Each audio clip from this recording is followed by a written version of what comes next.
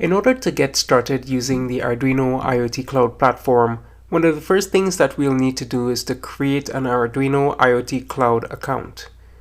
So head over to create.arduino.cc in a browser, and from this page you can click on the sign in link on the top right. And here is where you would normally log in to your Arduino IoT Cloud account.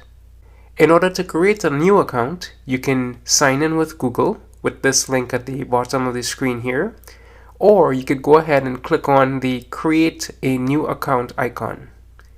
Here, you just need to provide a few pieces of information. So you'll create a username, provide an email address, and then set up a password and confirm your password. After you've provided those pieces of information, there are a few radio button options here that we have to look over.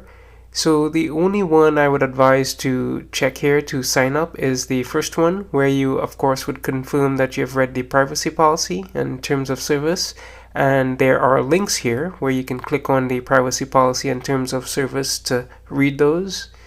Finally, check that I'm not a robot, that link at the bottom of the screen, and then you'll go ahead and click on Create Account.